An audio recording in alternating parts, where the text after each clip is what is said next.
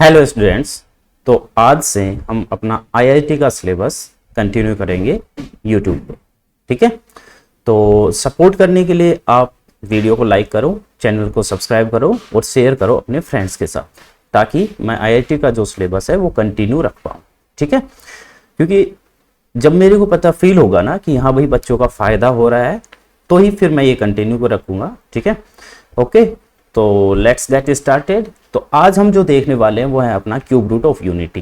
क्या है? Cube root of unity. ये एक छोटा सा टॉपिक है, ज़्यादा लेंथी टॉपिक नहीं है। तो ये छोटे से टॉपिक से अपन स्टार्ट करते हैं। जैसे अपन ने अपना 5th चैप्टर कर लिया है एनसीईआरटी, अगर नहीं किया है तो आपको लिंक डिस्क्रिप्शन में मिल जाएगा, वो आप कर सकते हैं। ठीक है, क्या है? कॉम्प्लेक्स नंबर वाला। ठीक है, अच्छा, क्योंकि उससे रिलेटेड है थोड़ा सा। ठीक है, तो क्या है क्यूब रूट ऑफ यूनिटी? देखो ध्यान से, यूनिटी का मीन्स होता है 1। यूनिटी का मीन्स क्या होता है? 1। तो 1 का क्यूब रूट अपन निकालने जा रहे हैं। ठीक है, अपने को पता है जैसे कोई भी इक्वेशन है तो उसकी जितनी डिग्री होती है उसके उतने ही उसके सॉल्यूशन होते हैं। ठीक है, जैसे मैं अगर क्वाड्रेटिक इक्वेशन लिखता हूं x² + 2x + 1 which is equal to 0, तो ये क्वाड्रेटिक इक्वेशन है। क्वाड्रेटिक इक्वेशन की डिग्री 2 होती है, तो इसके 2 ही सॉल्यूशन होंगे, चाहे वो रियल हो चाहे कॉम्प्लेक्स में हो। ठीक है, तो इसके डबल सॉल्यूशन होंगे, ये अपने को पता है। जैसे ही अपन क्यूब रूट की बात करते हैं तो चलो देखते हैं कैसे क्या होता है। तो सबसे पहले लेट अपन मान लेते हैं, let cube root of unity, cube root of unity be X. जो यूनिटी मतलब 1 का जो क्यूब रूट है उसको अपन ने मान लिया x है। ठीक है, तो चलो मैं लिखता हूं, कैसे लिखूंगा अब 1 का क्यूब रूट। तो क्यूब रूट कैसे लिखते हैं? चलो वैसे लिख देते हैं। क्यूब रूट लिखते हैं ऐसे, cube root of 1 which is equal to x। अब अपने को पता है इसको सोल्व करना है तो क्या करना पड़ेगा? क्यूब करना पड़ेगा दोनों साइड। ठीक है, तो इधर क्यूब करेंगे और इधर भी क्यूब करेंगे। तो इधर क्यूब करेंगे तो ओनली 1 बचेगा which is equal to x cube.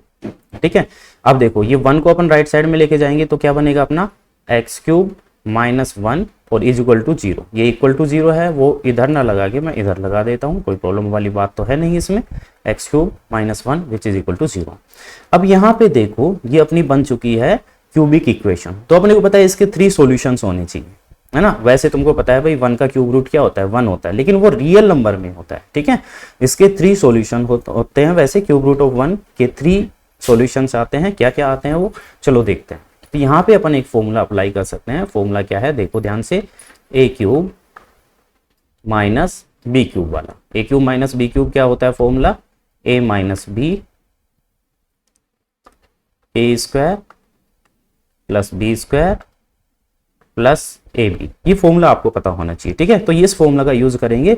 इस 1 को मैं लिख सकता हूं 1 का क्यूब, तो इस फॉर्मूला के हिसाब से ये क्या बनेगा अपना?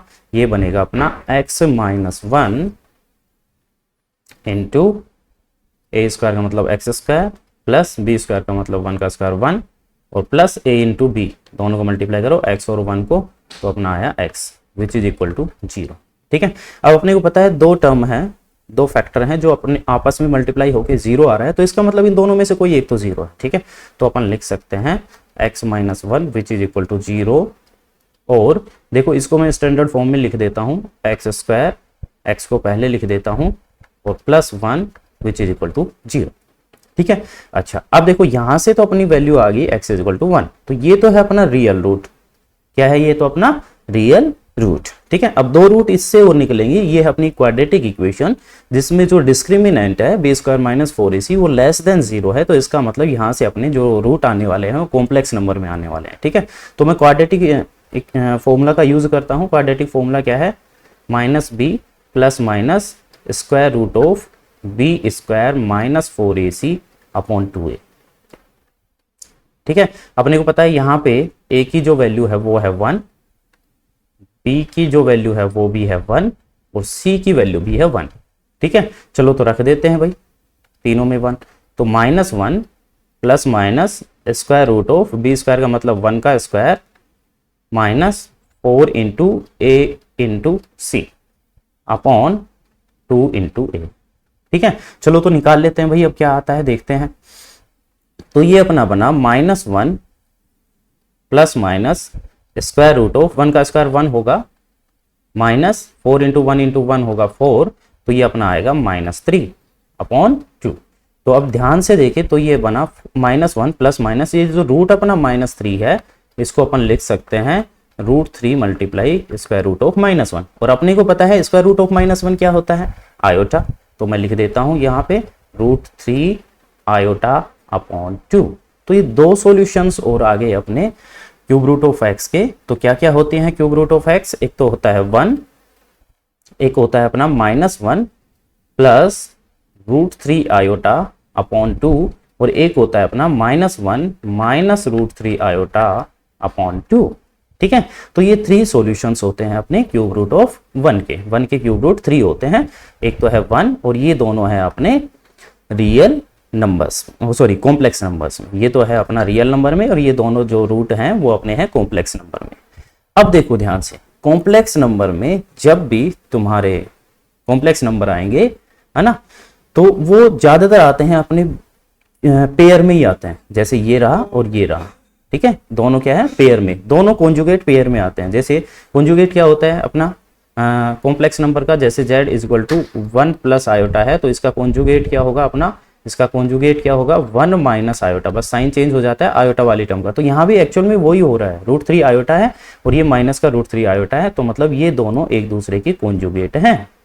ठीक है, इतनी बात अपने को क्लियर हो गई। अच्छा, अब एक देखो जो इंपॉर्टेंट रिजल्ट है वो आता है, वो मैं आपको बताता हूं। ठीक है, वो उस पे बेस्ड काफी क्वेश्चंस भी आ जाते हैं कई बार आईआईटी में। ठीक है, आए हुए भी हैं, तो जो आए हुए क्वेश्चन है वो भी मैं धीरे धीरे लाऊंगा। ठीक है, तो चलो देखते हैं। ये जो अपना रूट है इसको ओमेगा मान दिया, क्या मान लिया इसको, ओमेगा।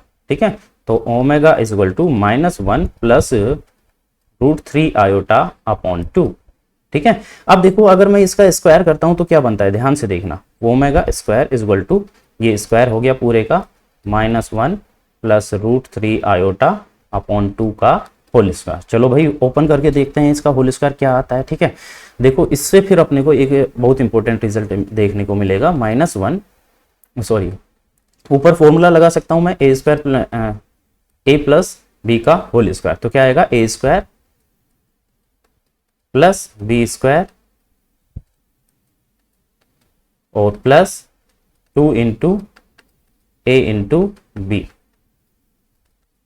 ठीक है, और अपॉन 2 का स्क्वायर 4 हो जाएगा। ठीक है, चलो तो ऊपर सोल्व करते हैं। ये 1 आया प्लस ये 3 आयोटा स्क्वायर आया और ये माइनस का 2√3 आयोटा अपना बन चुका है। अपॉन में क्या है 4, तो ये क्या बन जाएगा अपना, ये देखो 1 है और ये आयोटा स्क्वायर की वैल्यू क्या होती है -1, तो ये बनेगा अपना -3 माइनस 2√3 आयोटा अपॉन 4। ध्यान से देखोगे तो ये 1 - 3 क्या हो जाएगा अपना -2 माइनस 2√3 आयोटा अपॉन 4।